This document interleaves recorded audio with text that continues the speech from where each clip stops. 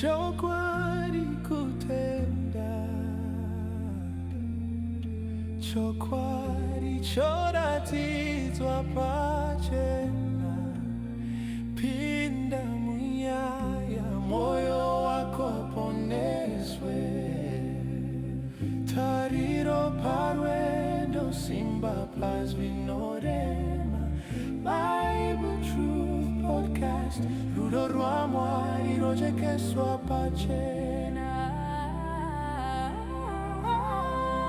Uya unzwe chokwadi, famba imu chokwadi, patana inesu, chokwadi chichakusunungura.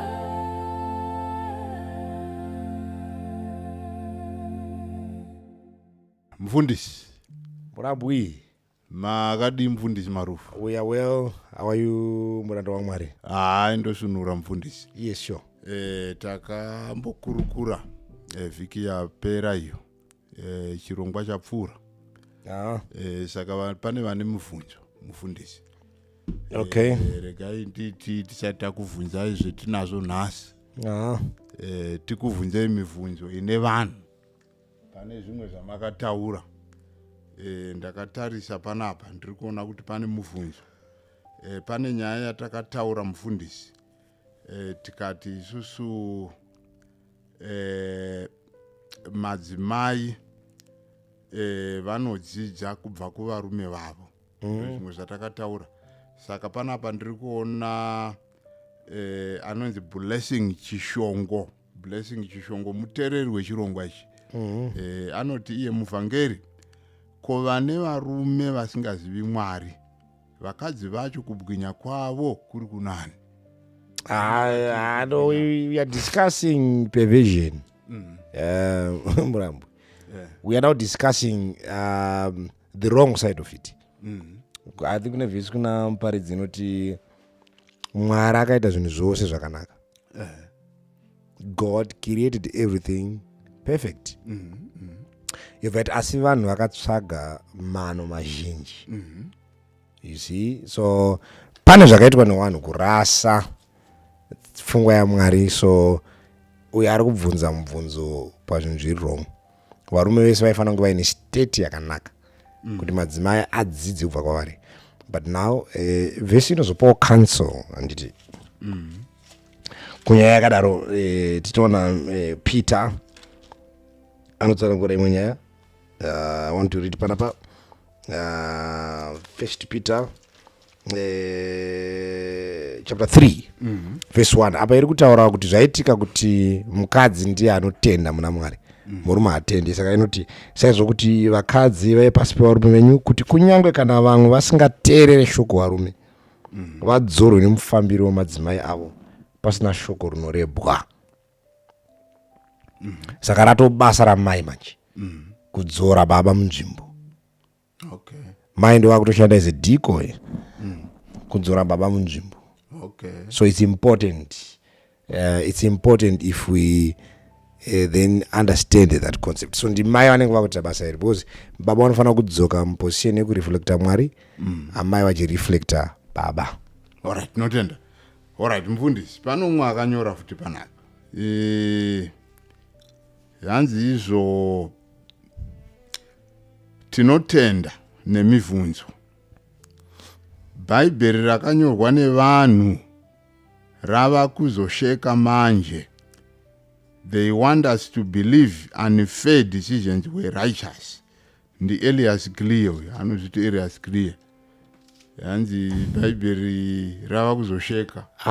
No, ma critics shoko raMwari vano criticize Bhaibheri vagara variko. Titori nemachechi up to this day. Anoti Bhaibheri munya. Anoti Bhaibheri harisi relevant. Vanoti Bhaibheri nderi varungu. So that criticism yagara iriko. We don't want to fall as victims to that. Let him also criticize. But Mwari anongoti test and see. Raira henyu munzwe. Kuti Mwari akanaka. Kana usina kurayira, haufi wakanzwa. So for you to understand the Bible and the God of the Bible, you must test. kana usina kuita izvo unoramba uine pfungwa dzainadzo idzo but haarambidzo is thinking but you know the truth is always the truth. Okay, hanzi naineye futi anonzi Elias Clear, if the Genesis writers wanted the Bible God to be fair enough, if ndiye ega aifanirwa kuexperience a pain on a child birth, not all other women, and kufa kwa Jesu kwacho kwamuri kuti redemption plan hakuna kupedza zvinhu izvi. Of course I think akaramba achiteera paticha introduce Jesus in our topics you understand basa hombe rakaitwa naJesu. Vanhu wese waya after Eve waifanira kuramba wachi experience matuso echivi. Matuso echivi tine zvimwe zvinhu zviri kuti affecta today because zvakaitwa nemadzibaba edu and we are reaping zvakanjikarwa nemadzibaba. Even mwari ndorowawana nekuda kwezvivi zvemadzibaba. It's God's principle. So ndichiitira nyasha vanoda. So pane zvinhu zvagara zvitori governed zvakaiswa namwari because nyika yane chivi. That cannot be removed because the world is cursed. You see, so kati minzwa yafana kubaya Adam bedzi, then it's no longer a cursed world. We are promised that there is a better world which is coming. What is important is kuti vanhu vanofana kutivira, vanhu vatende muna Mwari achavaponesa. That's what will come in the future. So zvimwe zvese zvicharamba zviri pazvizobviswa. So unfortunately ndo zvakarongwa naMwari ya. Okay, thank you mufundisi. Tinotenda tinokupindura. Ndinovimba Mr. Clear nevamwe vazvanzi vangu vakavunza mubvunzo kuti mapindurwa kana muchine zvimwe zvamunoda kuvunza mupangasununguka nokuti pano tiri pakudzidza Bible. All right, mufundisi. Yes. Nasi ndine mubvunzo une chekuita nekuuya nokudona kwa Adam na Eve. Kuti kudona kwa Eve uku na Adam chii chakwakaunza kwatiriso kana kunyika yose. What were the consequences zvekudona kwa Adam na Eve panyika? Vakataura mukati vakadona vakatirega kuteerera Mwari and vakabva vadzingwa mugarden reEden. Chii chamungati chakauya nekuda kwezvizvi kudona kwavo nokuzodzingwa mubindu reEden? Okay, I think what we see today in this world is a result zvakaitwa naAdam na Eve. There are a lot of things that you find nditi zvakaunzwa nechivi. Chimwe chekutanga chaunotanga kutoona ruvengo pakati pemunhu naMwari. Chivi chakavenganisa munhu naMwari. Chivi chakaparadzanisa munhu naMwari. There are verses that I can direct you to. Isaiah Mwari anotaura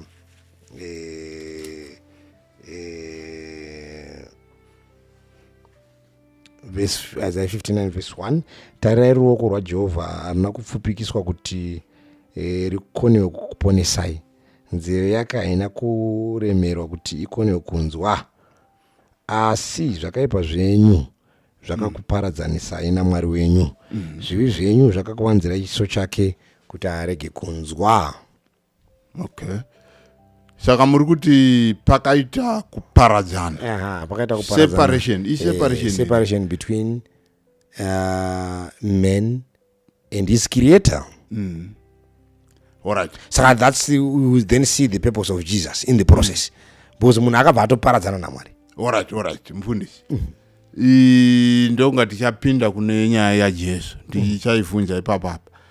Muri kuti mimi kuparadzana kwemunhu naMwari kunorevei?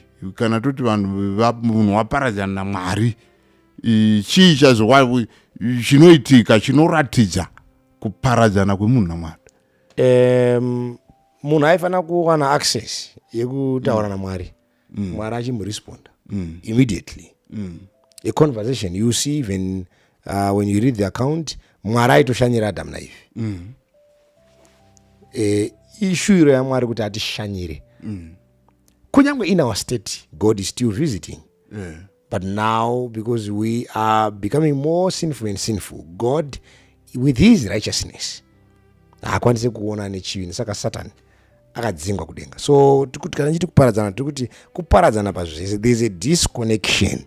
All right. Yes. Muri kuti munhu haachatauri naMwari busu nobuso vakatarisana. Munhu haachataura naMwari nobuso nobuso vakatarisana. All right. Akutaura naMwari kuburikidza negweveredzi. Munhu akuta kupotera. Nomupoteri kana gweveredzi. But we also understand kuti Moses anonzi aitaura naMwari semunhu anotaura neshamwari. All right. Tichiri ipapo pana Adamu. Ndepapi pakazomira Adamu kutaura naMwari vakatarisana usu nousu. Zvakaperera papi kana mungatiratidza?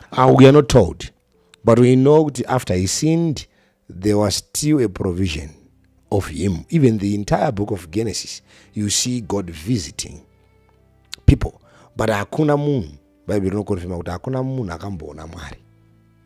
Saka Adamu haana kuona Mwari. Saka Adam, we have because Bible inoti akatiza pamberi paMwari. Kuroti Adam before he sinned Mwari akamuona, but after he sinned he could not stood.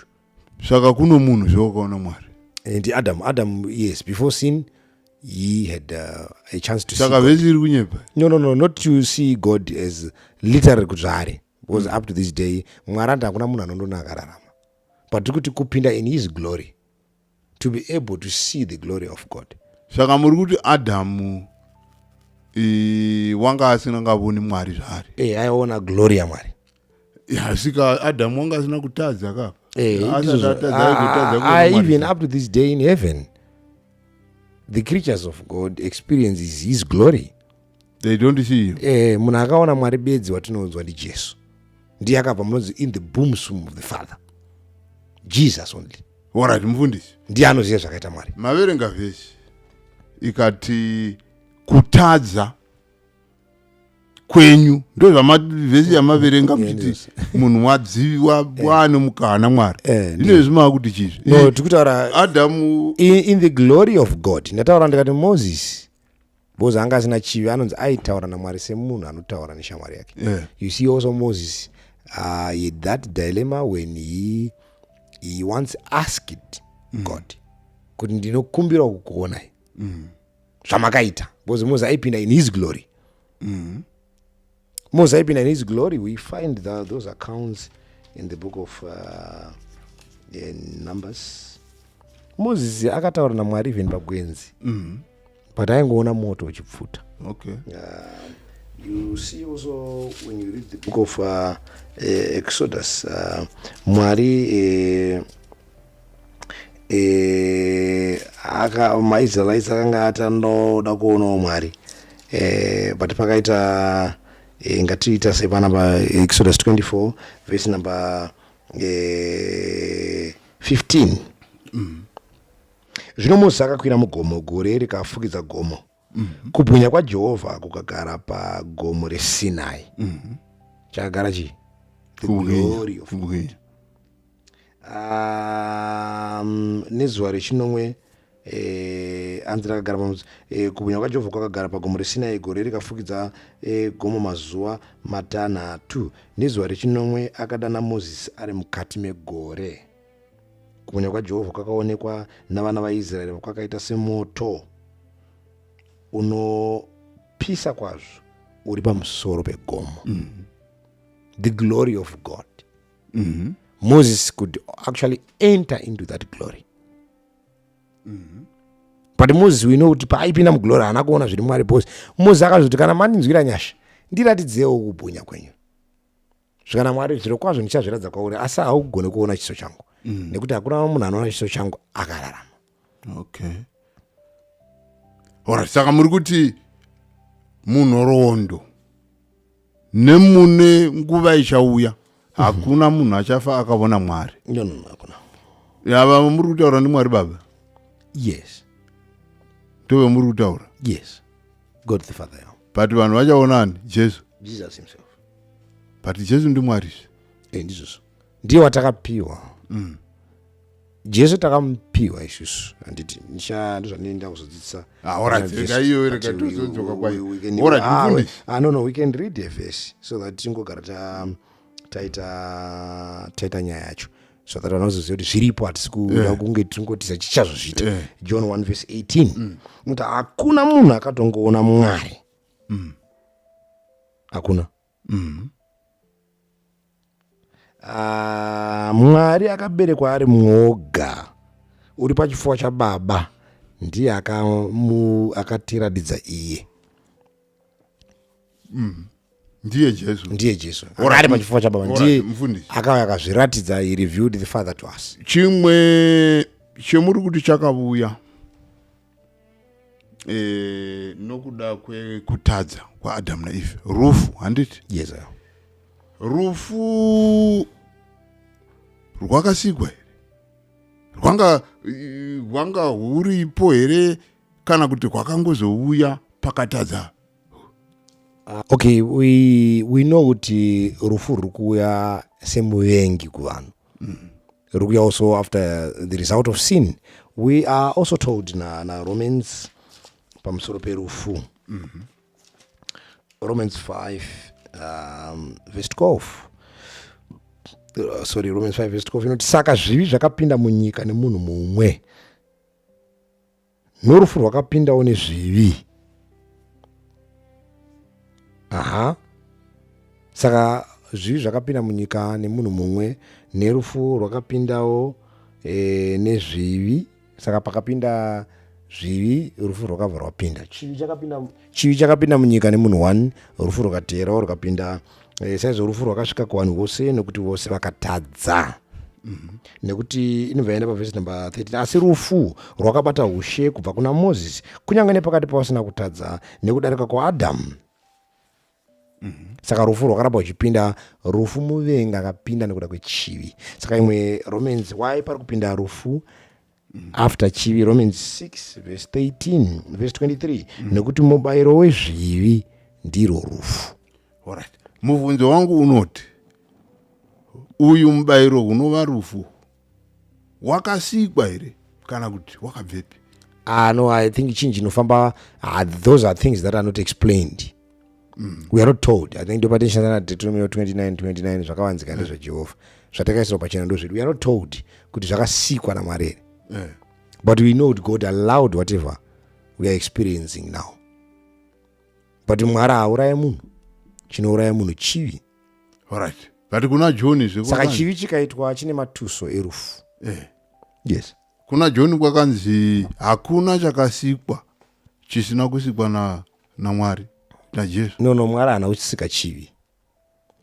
Anything that is evil was not created by God. No. Alright, mfundisi, jotenda. Alright, regai tiinde panyaya inotevera. Adamu na Eve vatadza. Chimwe chetinozoona Mwari unovati zvaranai muwanda handiti? Mutemo wakapiwa. Ndizvo. Muchirungu I think pashona vakati kanganisei. Muchirungu yakati replenish. Handiti ndo zviripo. Saka tozoona Kaini naAbel. Kuzvagwa kwaKaini naAbel. Kuzvagwa kwavo mungati chiinako. No. Plan yaMwari yaifana kuramba iri progressive. You understand? Because hapana chachamisa kuti zvinhu zvirambe zvichienda mberi. Because a restoration plan was now in place. Because pauri kuda mugarden, but I think tatine zvinhu zvatataura kuti anything that is evil we find in this world is caused by sin. Kuvengana, kuurayana, kubirana, upombwe, kuchiva kwenyama, kuchiva kwameso, diseases, urwere, zvinhu zviri kukonzerwa nechivi. There are a lot of things.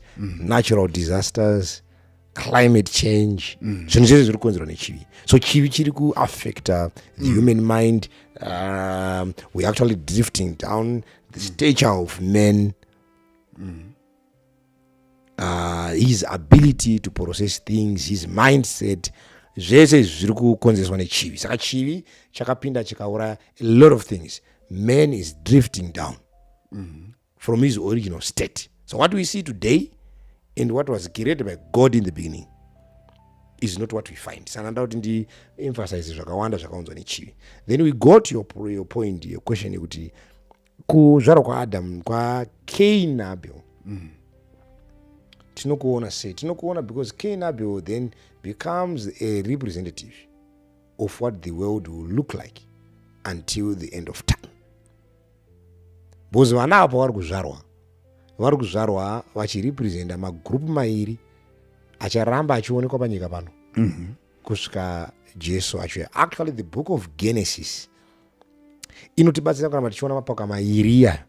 Saka uchiona kama pana Cain na Abel, you go, you see nyaya Isaac na Ishmael. Mapoka mairi. You go, you see nyaya Jacob na Esau. 2 people. Okay, all right. Maybe one for God, one for the devil. All right. Tizoenda ikoko. I think mabesera kuti maunza kuti kuzvarwa kwevanhu kuri kuuya kwakati vamwe vakamirira Satani, vamwe vakamirira Mwari. Zvoreva kuti kune hondo huru vanditi tichaibata nyaya iyoyi. Okay. Ndoda kuvunza mufundisi. Yes. Dei Adamu na Eve vasina kutadza vaizoita mhuri here kuita vana Adamu na Eve? Of course, because nyaya yekuti berekanai muwanda inotaurwa vatadza. Nyaya yekuti berekanai muwanda yakataurwa before sin. Iri Genesis chapter 1 verse 26. Ngati Mwari akati ngatiite munhu nemufananidzo wedu akafanana nesu, ngave nesimba pamusoro pehove dzegungwa napamusoro peshiri dzedenga napamusoro pezvipfuyo napamusoro penyika yose napamusoro pezvipenyu zvose zvinokambaira panyika. Mwari akasika munhu nemufananidzo wake, akamusika nemufananidzo waMwari, akavasika murume nemukadzi. Mwari akavaropafadza. Mwari akati kwavari, berekanai muwande, muzadze nyika, mubate ushe pairi, muene simba pamusoro pehove dzegungwa pamusoro peshiri dzedenga napamusoro pezvipenyu zvose zvinokambaira panyika. So it's done rightly when they are created. Alright. Asi iyi vhesi yakanzi berekanai muwande muchishona. Asi ndaiverenga muchirungu. Riri kunzi muwande rakanzi replenish. Anditi kana tikatarira variro kuti replenish rinoreva kuti muri kuzadzisa patapudzwa. Anomuwisa nyaya muri kuzadzisa patapudzwa, kureva kuti nyaya yokuberekana iri zvinodependa netranslation yemawerenga. Imwe inongoti and fill the earth. Imwe inoti replenish the earth, imwe inoti fill the earth. Zadza yenyika. But yakanzi replenish karimwe. Ndizvo nditaura, saka ingori nyaya yematranslators. Saka pane muvhunzo zvapo kuti dei kuri kuti vanhu ava havana kutadza nyaya yekomandi yokuti muzadze nyika ikana iriyo replenish yanga isingazorevi chinhu. Kureva kuti kutadza kwaifana kuvapo. No. Kutadza kwaifana kuvapo. Mwari mufonology yake hatigona kuti haana kuzviona kuti vachatadza. That's why God also he had put in place the plan of redemption. Kuti vana ava vakatadza, this is the way forward.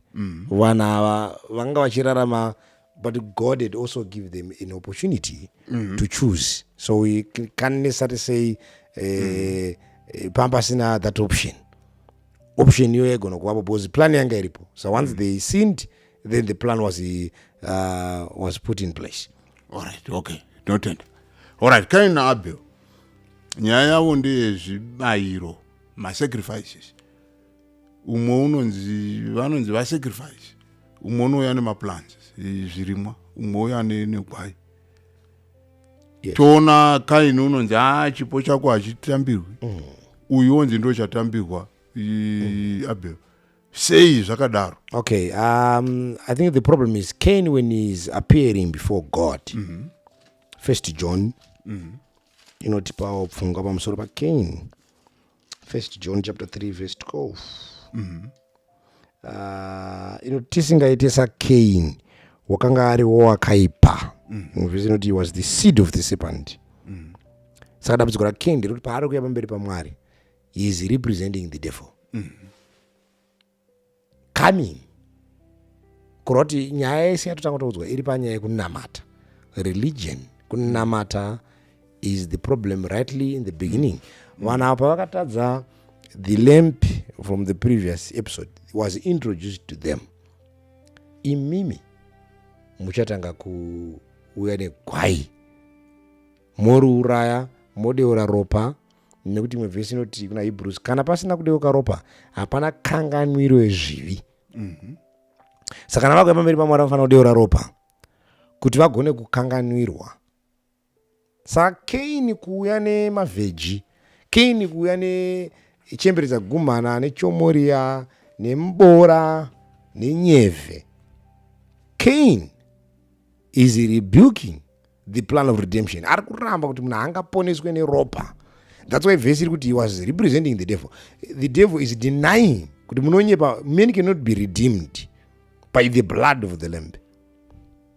It was a completely denial before God. Kuti vanhu vaponeswe neropa zvamuri kutaura izvi. Kunamata munhu ngave nenzira yake. Nzira yaCain is a way of disobedience, nzira isingadi kuteerera Mwari. Ari kunzi have faith in the lamb so that you can be saved. But we are kutaura kuti kachinokosha kuuya obedience haina basa, like what you see today. So these are two groups that are meeting at the altar. We have a group that is saying nzira haina basa, chinokosha kuuya kwandaita, zvondakapfekei musandibvunze, zvokuti ndinodyei musandibvunze, zvokuti ndabva kupi musandibvunze. Mwari ngaa-understande kuti ndatombouya. But Abel also represent that side which says faith in Jesus through obedience. Pane zvakataurwa naMwari, two things, faith in Jesus and obedience. Kuteerera Mwari kunokunda zvibayiro. Saka ukaita zvibayiro usingateerere hapana zvawaita. Saka obedience of what God have commanded. Saka magroup mairi ndo zvatiri kuzwa up this whole entire thing that we have today. Tine vanhu vakuti pamberi paMwari obedience haina basa.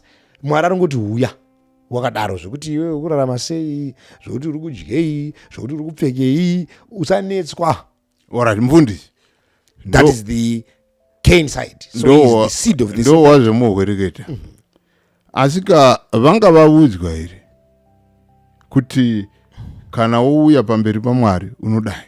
Yes, vakaudzwa nani? Through the parent they were told. Zviri muBhaibheri. Yes, we see, we just read the narration and we know that this thing was told to them, because it's something that is being passed to generation and generation, even after them. Vanhu vakuramba vachiteera, hapana instruction, but vanhu vese vakuramba vachiuya negwai. Hazvina kuzouya kuna Leviticus here. No.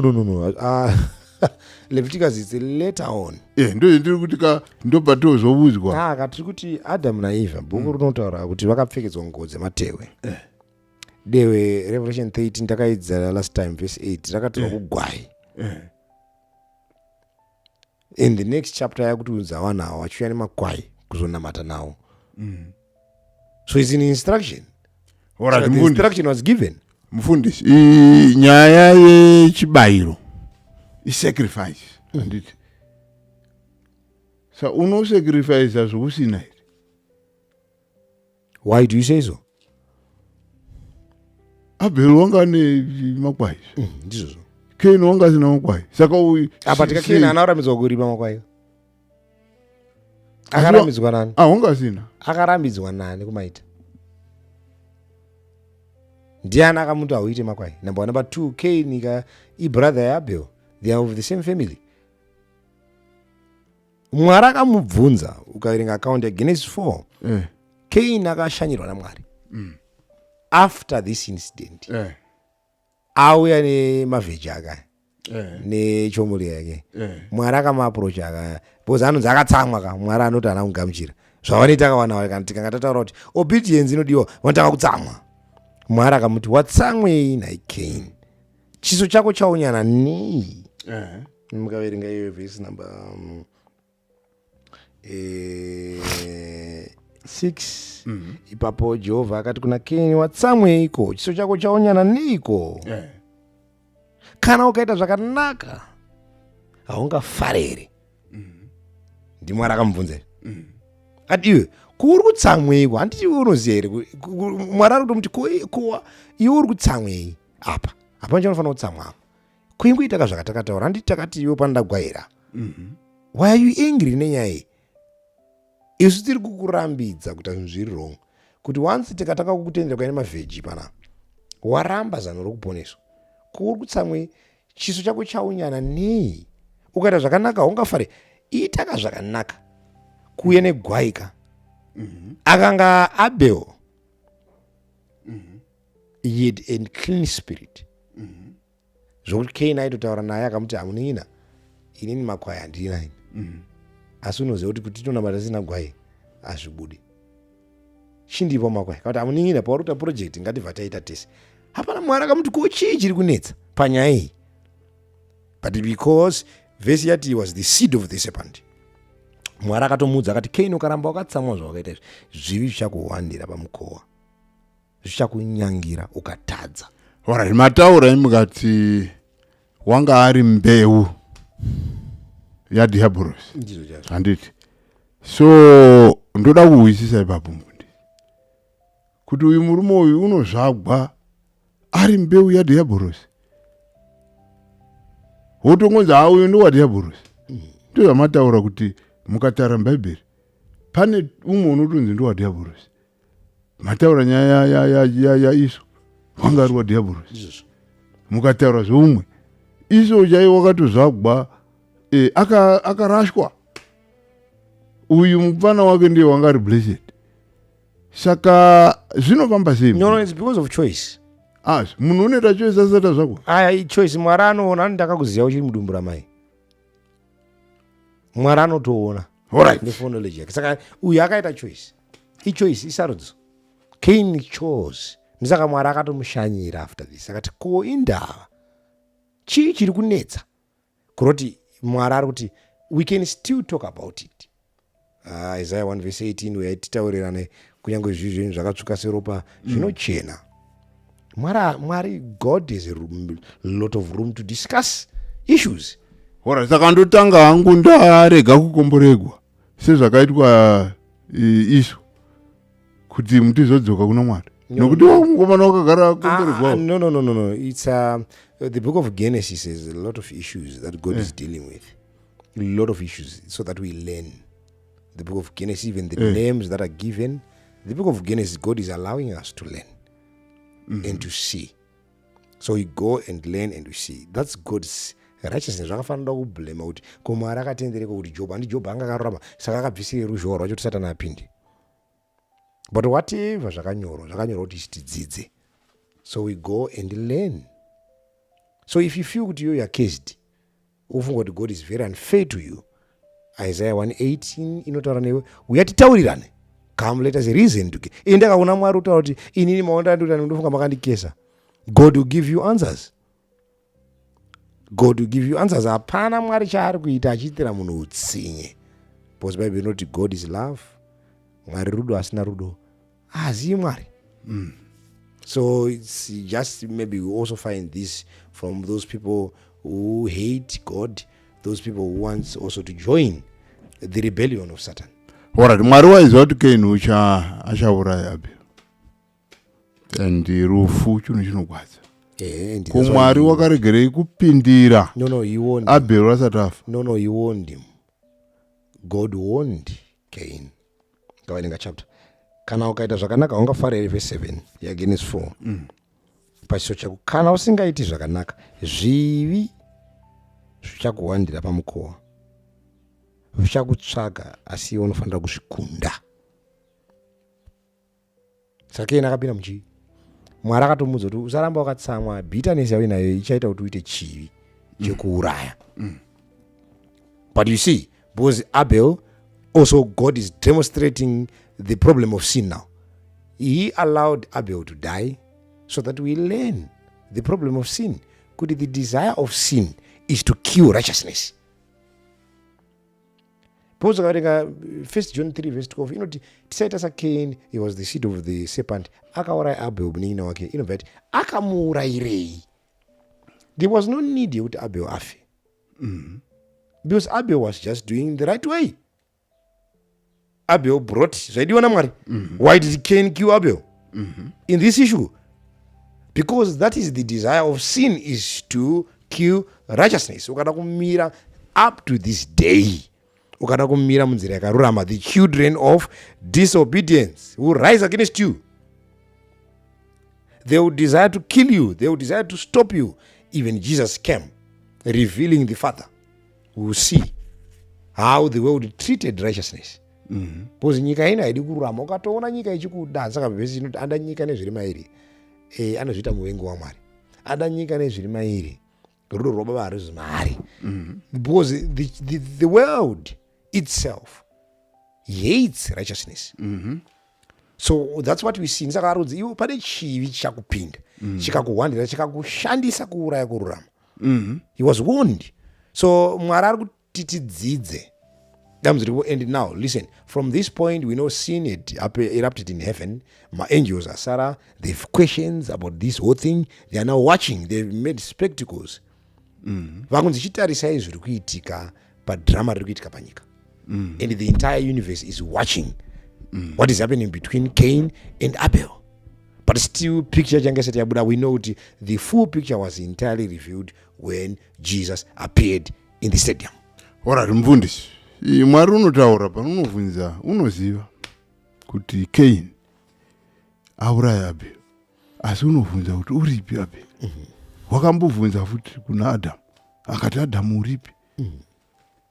Asi Mwari unoona zvose. Unokuvunzire zvakadai. No, what we see, God seeks for accountability. God seeks for accountability.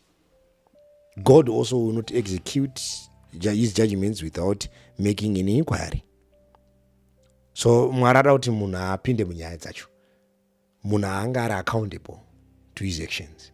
Adamu paakanzoripa akatanga kuti mukadzi wamakandipa achiramba nyaya. You see, so munhu ari kupihwa chance yekuzvidairira. Ko akangoregere kungovunzwa kuti waurayirei. No. Mwari haadaro. God is not a tyrant God. God reasons with us. He wants us to be in picture so that we take our guilty when we are guilty. We are accountable. Ndisaka even Cain, after abvunzwa akati ndini here muchengeti womunin'ina wangu chichi, Mwari akati waitei zvawaita, uzvikudza pana but wauraya ropa risina mhaka. Ropa rake ndiri kunzwa riri kuchema panyika. Zvakanaka nekuti wadaro iwe watukwa, dai wanga uchiziya. Alright. Mataura, Mwari ari kuti ropa rake riri kuchema.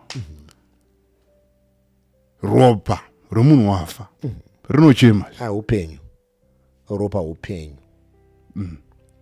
Muropa ndo mune upenyu. Even up to this day, we pass on blood to the next generation. Mamurimi mune ropa rasekuru wenyu. Sekuru wenyu wakamutswa akafa kare, vanonokwanise blood ramunero. For God had created all men from one blood. That's Acts 17. So ropa Mwari anotaura pana Genesis 9 kuti ndichatsvaga upenyu hwenyama yese paropa. Saka anodeura ropa remunhu, ropa rake richadeurwawo nemunhu. Saka vaya vanoti munhu kana afa. No. Kutorasika kusaunderstanda yatinoti the state. Vando yeropa. Ndozvatuti hapana unzi mweya, vaya vachiti mweya. Kuti mweya ndozvode mweya neropa zvakasiyana. Pana Mwari ataura zveropa, ropa upenyu, saka tichitaida ropa raJesu. Nanhasi tonzi ndochenura because muropa mune upenyu. Alright. Mfundisi.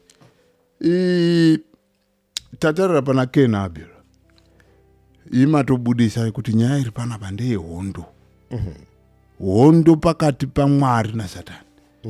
Cain omiririra Satani. Abel omirirani? Mwari yawo. Handiti? Ko pana Adamu na Eva aimirira Satani ndiani?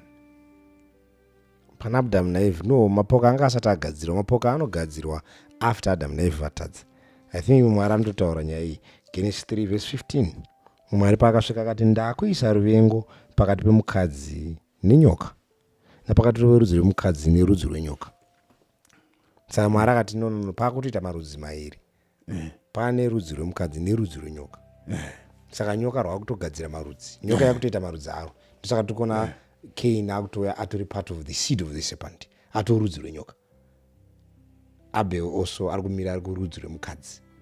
A perfect seed that will be born from a woman.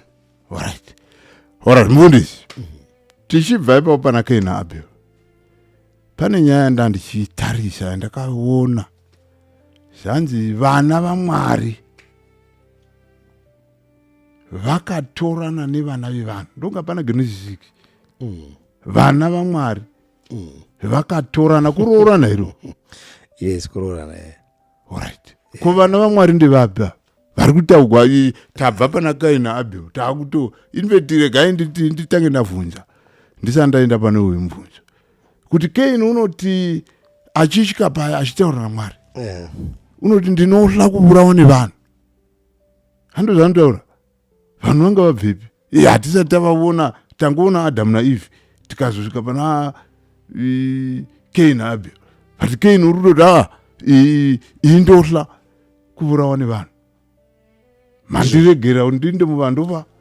It's a simple question, Murambwi. Hazvina kumboma zvamuri kubvunza.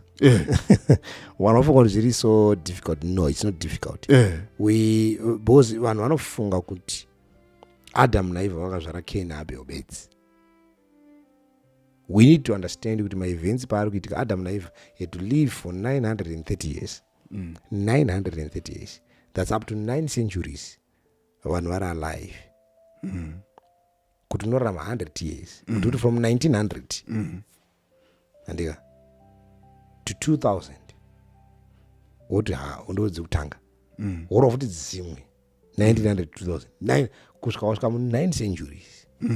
Saka mubvunzo unoti vakazvara here vana. So bhaibheri rinodzokera kumashure pana Genesis 5 rotanga kutsanangura zvakaitwa naAdamu naEvhi. Genesis 5 verse 1 ndiyo marudzi, ndiyo bhuku yemarudzi aAdamu. Musi wakasika munhu Mwari akamuita nemufananidzo wake, wakasika murume nemukadzi akawaropafadza, akawapatumidza zita ronzi munhu. Musi waakasika Adamu akagara makore ane 130 akabereka mwanakomana akafanana naye akamutumidza zita rinonzi Seti. Pato nemwe mwana uyo asiri Kaini naAbheri. Alright, chimbomira ipapo mundi. Isi kuverenga kwetiri kuita tiri kuona kuti vana vavo vokutanga ndi Kaini naAbheri. Ndizvo. Handitika. Saka Kaini unokutaura vanhu vapi vasati vazvakwa? Kandi zvatuti Kaini naAbheri patiri kuona they are now grown up men. Havasi vacheche patiri kuona. Vato vanhu vakuru ende muchatoona vanga vato married by this time yatiri kutovaona pana Genesis 4. But Adamu paakazvara Kaini naAbheri akatozvara futi mumwe mwana.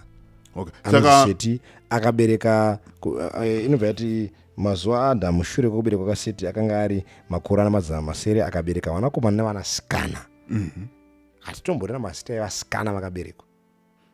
Saka Adamu akaita vasikana akaita vana vakomana futi vamwe vazhinji. Saka imuri kuti ichi chinyaya chaAbheri naKaini chingori chipenga. Chiringotorwa kuti isusu tidzidze. Saka Bhaibheri kuti because Bhaibheri rinoda kuti tisafocus nezvimwe zvinhu zvisiri useless, but to focus on real issues, so that we understand where we are coming from and where we are going. So there was no need. Akaita funga kuti 900 years unenge wazvara vana vangani. Saka vhesi inoti akazvara vanakomana nevanasikana. Saka vanhu vaari kuti ndinotya vamwe vanakomana nevanasikana hanzvadzi dzake nevanin'ina vake.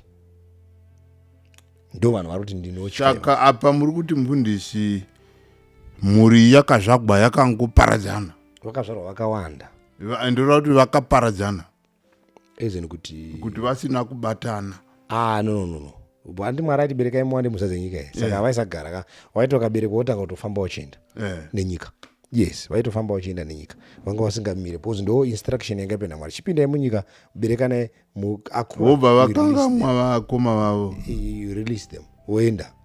Nanhasi we have that set up. Munhu anoenda kuSouth Africa akatadza kuzombozivikanwa kuti kuno kumushawana chiri mupenyu here atoenda. Otoguma akuchikiwa nehama dzake. It's nomad. Alright. Vana vaMwari. So maybe what you need to understand is that the book of Genesis, you were not allowed kuita chipiriso, a sacrifice, kana unga usati wa baba. Kana unga uchiri mwana waiitirwa na baba vako. The father will come and mediate between you, the child and the father. We find that the book of Job is one of the oldest books. Rinotsanangura pfungwa yekuti Job aiti kana vana vake vakabva kumutambo aivaitira vese zvipiriso zvinovaringanisira, achiti zvimwe vana avatadzira Mwari pavanga vachiita mitambo. Saka baba ndo vaiita chipiriso. saka Cain naAbel kana vaiva kuzoita zvipiriso zvoona kuti vanga vatoo varume. Saka muri kuona bhaibheri kuti uyu anga kutira makwai uyu aitorima ivhu, vanga vatoo vana saimba, vanga vatoo nevakadzi. Ndosaka vhesi 16 vati Cain paakabva pamberi paJehovha akatamira kunyika yeNodhi, kana kuti kunzvimbo yeNodhi. That way the road to Nod noroti place of wandering in Hebrew, a place where he wandered, because you are going to be a vagabond in searching by the Lord. So anga kutendera invite akaziya mukadzi wake akabereka mwana. Saka akatobva pamberi paJehovha ane mudzimai wake, because paakaita chipiriso haana kuti ari mwana, dai anga ari mwana aiitirwa naAdamu naife, because kana wanga uri mwana chipiriso waiitirwa nevabereki wako. Kunamata kwaiuya through even nanhasi tisi tinonamatira mhuri dzedu kana tiine vana masuo, kana vavega vane dzimba dzavo vakunamatira ivo nekunamatira vana vavo. So Cain paari kuenda kuNod akutenda ane mudzimai wake. So that's a very important detail. So now pamakubvunza kuti vanakomana vaMwari, there is also a heresy that has been created from that statement rekuti vanakomana vaMwari, the sons of God. Wanoti aka masons of God ingirozi. Sapanda sekuti vari kubudisa pfungwa yekuti ngirozi, pane ngirozi dzakauya, vamwe vanogadzira mastatements anonzi manephthalines. They are also a heresy where you find these names appearing. Shinzi ngirozi idzi dzinonzi manephthalines ndo dzakauya dzika magiants dzakauya dzikatanga kurara nevanhu dzikavapa vana and etc. But no, anonzi masons of God, vanhu vairaramba nguva vachitya Mwari. So let's establish that. Genesis 4 inotipa inonzi genealogy yemasons of men. Genealogy yemasons of men. Genesis 4, Cain akavaka guta, akatumidza guta zita remwanakomana wake, akabereka vanhu. Inobva yatangotipa genealogy yewana vaiberekwa naCain. Verse number 17, Cain akaziva mukadzi wake, akatora mimba, akapona Enoch, akavaka guta, akatumidza zita guta remwanakomana wake Enoch. Enoch akabereka Irad, Irad akabereka Maijari, Maijari akabereka Metishairi, Metishairi akabereka Rameki, Rameki akawana vakadzi vairi. So you see, Dana Zira. So there's a genealogy yemasons of men, vanonzi vanakomana vavanhu nevanasikana vavanhu vaitorwa from the generation of Cain. Genesis 4 yesei. Genesis 5 inotipa another genealogy iri different yanonzi masons of God.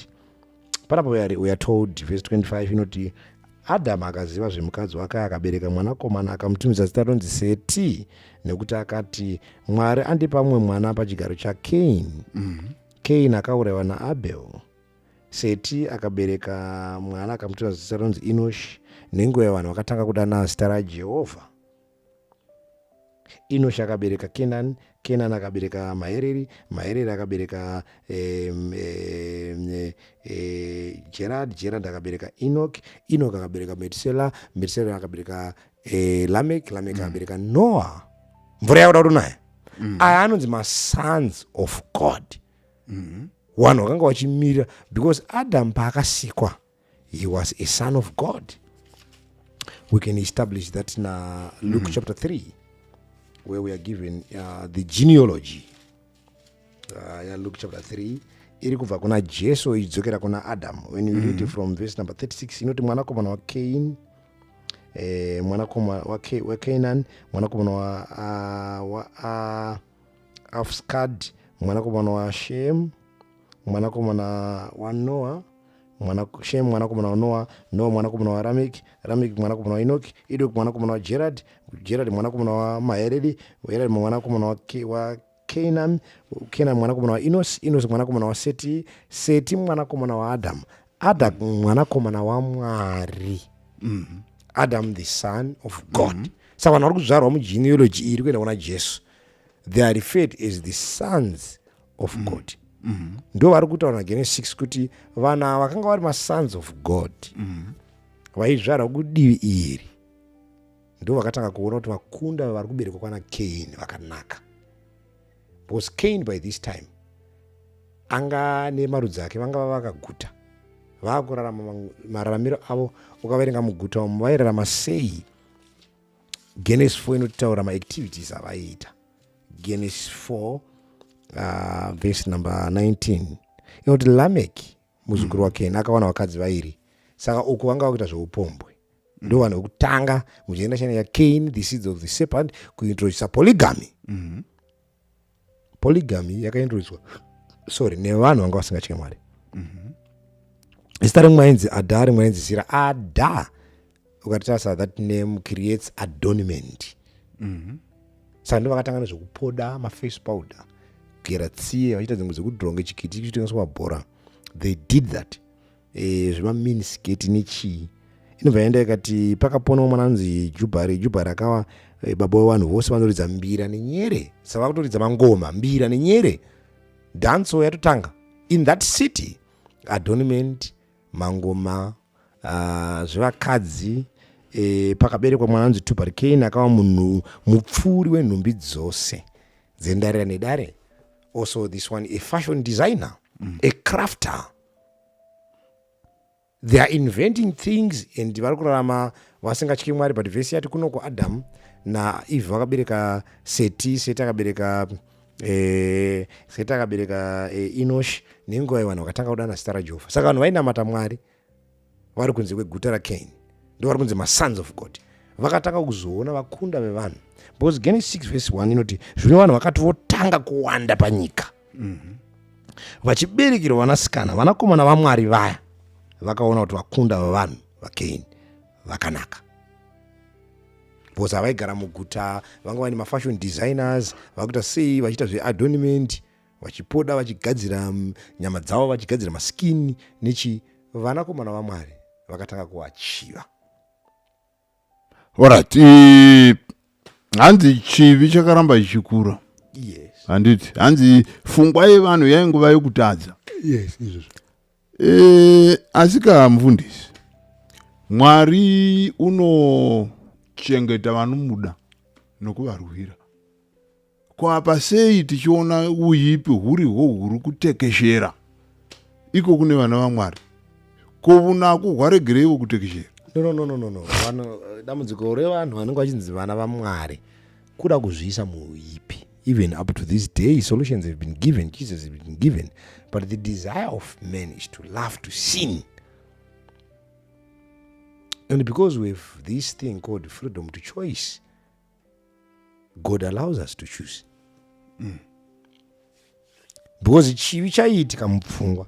Genesis chapter 6 verse 5 inoti zvino Jehovha akaona kuti kuipa kwowanhu kwanga kuri kukuru panyika, nendangariro dzokufunga kwomwoyo yavo dzakaipa nguva dzose. The mind of man was now continuously evil. Verse 11 inoti nyika yakanga yakaora pamberi paMwari, nyika yakanga yakazara izere nekumanikidzana. Chirungu choti the world was filled with violence. So the mind of man was now continuously evil. The world was now filled with violence. Man had given himself to the passions of the flesh. Alright. So vana vevana vaMwari vanga vasina vakunda vakanaka. Vaiva nawo. Even nanhasi machechi tiri kuparidza vanhu kuti rooranai pachenyu. Machechi tiri kutoparidza kuti roora nemunhu anotenda zvakafanana nezvako. Munhu anotora kunze. Muri kuti zvevari vanga vachi inyaya yaadornment yekupoda. Inyaya yaadornment. Vari panze vane zvinhu zvakawanda zviri natural. They extend mazamu avo, their boobs, they extend my hips, vanomwa mishonga inokudza zvinhu izvi, so that the lust of men, his eyes can be deceived. There are these things that cleanse the skin. Saka munanza varasagona kuzvidzora. Muchechi muri kupromotwa mune mavhesi ari kuverengwa akanzi I'm fearfully and wonderfully made. Not it's keep yourself natural. Ndizvoparidza uchechi. Saka vanhu vanga vasingadi zviri natural. Vanhu nanhasi the church is struggling. Nanhasi today the church still struggles. Alright, mufundisi. Ndosaka vanhu vakawanda vachivenga chechi. Bozva kuti chechi iri kutirambidza zvido zvenyama.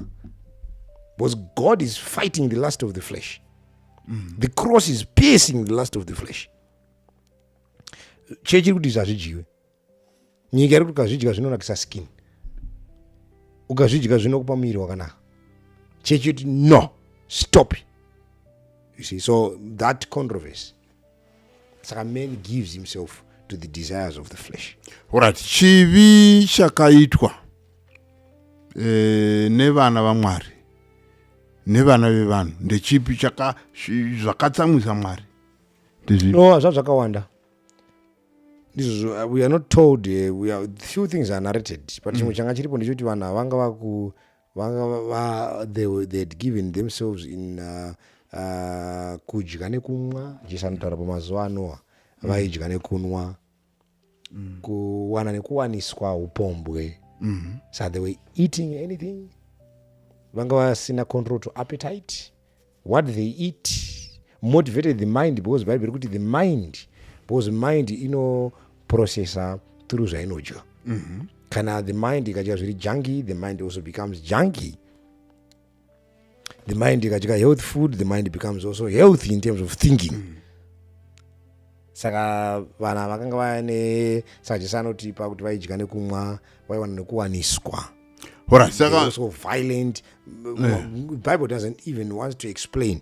But inoti hanzi Jehovha akazvidemba pamusoro pekuita kwake vanhu panyika. Nenyaya yekuti vawana. No. After all these things that took the passions of the flesh were exalted. Mwari akati saka kuwana kwakusina dambudziko. Kuna naso kuwana kuna dambudziko but mawani. Ndoreva kuwana vana vevanhu. No, they were given instructions. Vaifana kuwana naka because mapoka mairi unoona sei mwana wevanhu rima nechiedza zviona nedongi nemumba zvisova joko 1. Saka mhosva ndeyekuwana vasiri vana vaMwari. Because the seed that was created after that was a terrible seed. Okay. Vakazvara vana vanga vasingatyi Mwari because mumba mune musina Mwari anodzidziswa. Saka muri kuti here imi kuwanana uku ndokwakazounza Murove. A lot of factors. Of course, chakatangira pa my intermarriages. Marriage was one of the biggest factors, but we know even the mind, because the mind was corrupt now. The crafting, nyaya dzemadzimai, nyaya dzekunakirwa, pleasures of this world. Alright, toda kuti timbobata mbichana paMurove. I think ndo mivhupa akuenda mubvunzo wokupedzisira. Kuti vana vevanhu toti vana vaMwari vaenda kundotora vana vevanhu, Mwari ndobva atsamwa, ndobva aunza kuparadza kuburikidza noMurove waNoa. Panyaya yaNoa, Noa unobva kupi? Okay, Noa arozvarwa nemunhu anonzi Lameki wekwakei? No. Mazita akanga achingotenderera ka. Okay. So tinazo anatafadzwa akawanda. Vanatafadzwa vakawanda vana Sem vazhinji. So of course the name was maybe a familiar name. Lamech ndiye anozvara Noah.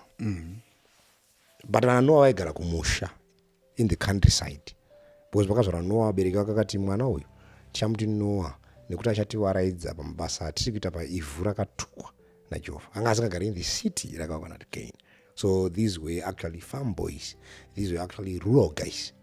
They stayed in the country. Ndokwakavakwa areka. Because mutaoni miti yese inotemwa moiswa marodhi nemaruwa. But now in the country you find these trees there.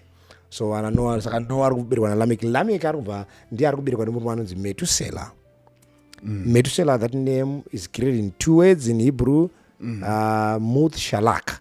So that when he dies, it shall come. Uyu anga ari ndiye akanga ari mufananidzo wokuparidzira nyika kuti mvura yemurove yakuzouya. Uyu mwana womurume anonzi Enoki. Enoki anonzi naJudhi ndiwe chinomwe kubva kuna Adamu. Enoki ndiye akaenda kudenga asina kuona rufu. Ndiye akasiya pa mwana wezita. Kuroti Enoki ndiye akasiya profita kuti Mwari ane zano rekuparadza nyika ine nemvura. Mwana uyu gore raanofa ndopa zvinoitika. Saka vana Noa vari kutozvarwa kuine time prophecy. Mwana uyu akararama kwemakore 969 years. Kuroti for 969 years on this planet, 969 years, the message of the flood was being preached 969 years through the name of Methuselah. Message yekuti mvura ichanaya yaiparidzwa panyika pano, but for 120 years areka ndopa yaivakwa. Zvokuti Noah paakataka kuvaka areka hapana aifanira kuti doubt, because vanhu vanga vane makore mazhinji vachinzwa for the past 480 years vanhu vanga vachinzwa nyaya iyi. Okay, saka mfundisi maregai ndichauya kuno mumvunzo mune chokuita noMurove. Mataura nyaya yemaguta, pfungwa yekuvakwa kweguta yakabva kunani? Ano pfungwa kweguta yakabva kuna Cain, who was inspired by the devil. Okay, saka maguta ndeasatani? Yes, of course. Saka imurugarei muguta? What do you mean? Mugara kwa Satani munhu wacho? Mugara na Satani? I don't know. We are fighting to leave the cities now. We are preparing our country homes. Because light is progressive. Takazvaro maguta. But we are leaving now. We are actually making a call, which we are saying a call to leave the cities. Kuti vanabuda maguta tiende panzi. Asika vanhu vazhinji vakuenda vachigara mumaguta. Ndizvo zvatiri kunyaya yevhangeri haisiye vazhinji. Saka muri kuti vazhinji vakaparara. When we read the Bible, pese paita vazhinji vaipesana naMwari. Alright, mfundisi nzira mbiri. Tisati tapinda nemwe mibvunzo panyaya yeMurove. Hamuoneri sokuti Mwari kubva pana Adamu naEvha uri kuda drama. Mukatarira mafirimu emufundisi, kuda maimboona mafirimu omurudo, panofanira kuva newakanaka newakaipa. Zvozopedzisira vakanaka vadzikinura kana kuda chimusikana chodzikinurwa nevakanaka. Hazvisizvo here zvakarongwa naMwari? Hazvina basa kuti whatever God was planning, but what is important is kuti whatever zvakaitika in that process, men were choosing sides. Handizvozvo ndiri whether drama racho riri kudiwa kuti ribude. I might agree with you. Could God had a desire so that a certain picture might be projected. But whatever the case around, whoever was involved in the drama was given an opportunity to choose his side. Because even areka payakavakwa haina kukirombama Noah. Noah preached. Bible not Noah was a preacher of righteousness. That's you find that in 2 Peter chapter 2 verse 5. Inoti Mwari akasaregawo nyika yekare asi akaponesa Noah muparidzi wokururama. Pamwe chete nevanomwe nguva yekuisa mvura zhinji panyika yavanhu vakanga vasingade Mwari. He was a preacher of righteousness. So the warning was given. People were given time to choose. 969 years, that's a lot of time. Noah built the ark for 120 years. He lived for 600 years before the flood. That's a long time. All right, flood. So whatever the drama which God wanted to project, man was given a time and chance to choose. All right, mfundisi. Murove. Pane ngano zhinji dzetinonzwa dzeMurove. Ngano. Dzinotaurwa anonzi mamithi. Handiti. Vamwe vanoti mithi yeMurove waNoah. Munoti china? No. Vanhu vasingazivi nekuunderstand. Havana kudzidza nature nemamiriro yakaita today. Today, nature stands as a witness of the flood. When you look at nature today, what we see today is not what was really created by God. Because what we see today is the part of the destruction. Pana paunotoona kuti dombo iri ukada kutaza kuti madombo nekukura kwarakaita rakatakurwa tichibva kupi kuya pana. Gomo iri kutsemuka kwarakaita rakavhurika apa rakavhurwa nani chifamba sei. Ko matombo aya kuita hipi achienda apa akaunganidzwa nani apa. Kuti Mwari akangosika ndobva azviunganidza kudai. It doesn't even make sense. You see kuti there is an evidence yekuti nature have been moved. Because pakanaya mvura yaNoah, vhesi inotaura kuti Mwari akavhura mawindo ekudenga. Mwari akavhura zvitubu zvepasi. Mvura ikapfashuka ikafashaira ichipinda munyika. It is so violent. ikamove, the water moved everything from its place. Gold we see today ratakuti ari kuchera richiteera pasi. Bhuku raGenesis inoti goridhe rakanga riri pamusoro penyika, but because of the flood, mvura yakanga ichitakura ivhu nezvinhu yakanga yakafusira, nematombo mamwe akanga yakafusira goridhe rikapidigura nyika. Saka iko zvinoda kutsvaka gold ukangochidzika pasi unosangana nematombo pasa. Rimwe rajecha rakaenda pamusoro nekuti Mwari akazozama kuda kuti adzore nyika, but goridhe rakapidigura rikaiswa pasi. You also see kuti because of the flood, miti imwe yaichirwana, there was violent, ikatanga kupisana, imwe yakaiswa pasi because kwaitubuka moto ne. So kune imwe miti yakafukidzwa naMwari ikatendera kubva buried. Nanhasi miti iyo iri kungotsva pasa. The world is struggling. Ndiko tiri kuona ko ukaenda pasi apa nezvinhu zviri kutsva zviri kubvira nanhasi. Ko iri kuramba ichibvira because iri pasi, hiti iri kuramba ichicreatwa. It's because of the flood. The flood changed many things. The flood destroyed the beauty of the world. Mwari akandisaka vhechiti Mwari akazvidemba akati ndakuparadza nyika yandakaita. Alright, mfundisi, hanzi mhuka dzose, mufundisi, mhuka dzose dzetinoziva hando dziripo pasi pashumpa zvose. Pano umwe anga achiverenga akati ndikati nditarire maspecies emhuka anogona kusvika 50,000. Handiti 50,000 ngarava yanga yakakura sei? When you read Genesis chapter 6, it was a 3-story building. It was so big, and vana Noah, they were not small guys. Genesis 6 yo inotaura kuti kare kwakuine vanhu varefu kwazvo panyika panguva iyoyo. So these were giants. Vana Noah vanga vasiri vanhu vatete, vasiri vapfupi zvatakanyasha. We are a representative of what sin will do to men. And we know that even we are also still giving birth to short and little men and little women. Up to this day, vanoramba vachipfupika. Zvokuti Jesu akanonoka kuya chasvika vanhu vakufamba muvhumu. Saka vanhu vakanga vaponeswa zvakanzi what are those? Zviko izvo. Zvikanzi naJesu ndo vakabva mukutambudzika. One of the elders akati vabva mukutambudzika kukuru. Alright. And saka Bible ichiti in heaven muti woupenyu uchanga wakurapa marudzi. Because sin is going to destroy the stature of men. So vana Noah, they were big. Vana Noah vanga varombe. It was a 3-story building. Yanga yakakura. The ark was so big. The dimensions are told on Genesis chapter 6. Alright, flood Murove wakaitika pasi rose here kana kuti pane chinzvimbo vana Noah ava? No, yakaitika pasi rose because Genesis 6 inoti zvino vanhu vakatotanga kuwanda panyika. Vachiberekera vanakomana nevanasikana. What we don't know is which I think is also true in the same statement, kuti nyika zvairi today hazvo zvayanga yakaita by that time. Nyika, because of the flood, was moved and disturbed. Even the ships that we find today, the land was moved by the waters. I want to believe that there was a whole lot of ground with beautiful trees and good nature, without boundaries.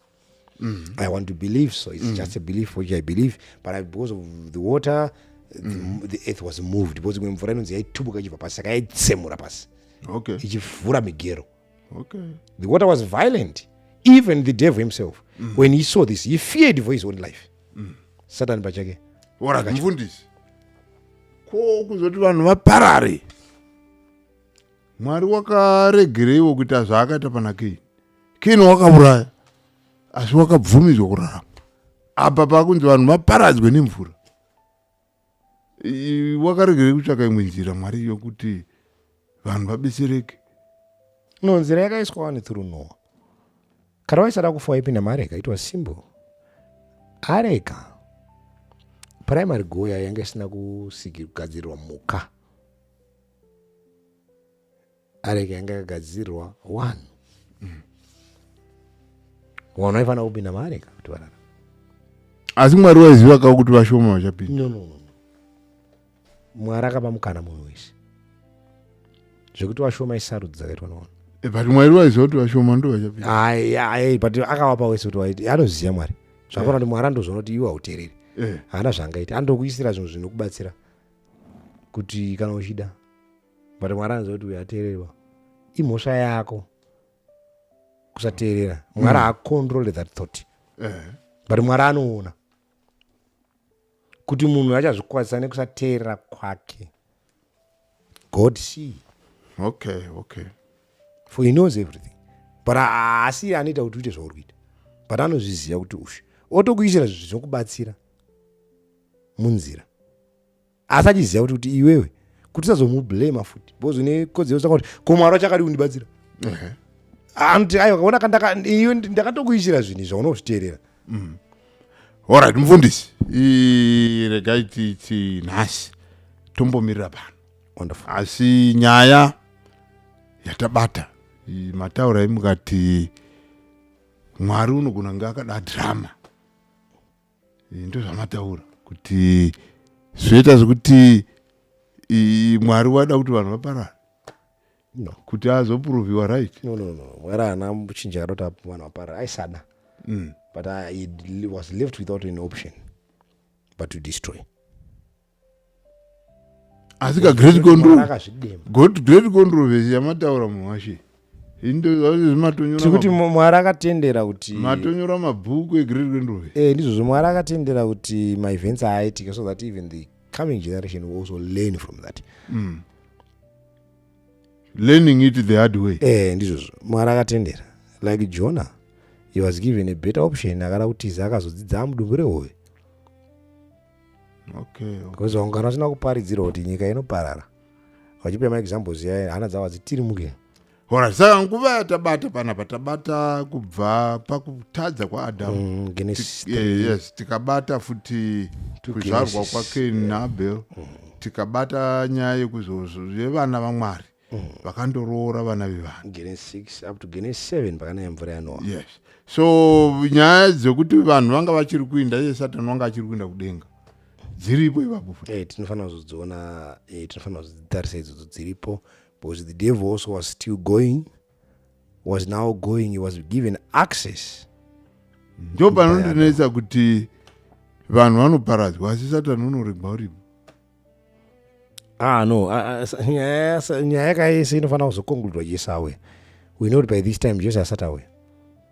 But Mwari akutoita kuti vari kuona zviri kuitika panyika vatoona kuti chivi chine nharo naye. Because this period we are studying from creation up to the flood, a period about 1,538 years from creation.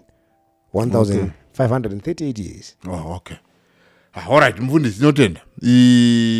Tobatana pachirongwa chinotevera. Tatita Murambwi Masinire. Kana pane vane mibvunzo tinoramba tichibvunza hatirambiswe.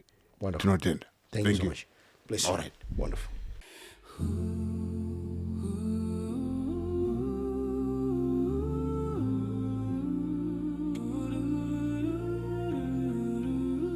Bible Truth Podcast. Chokwadi kutenda. Chokwadi choratizwa pachena.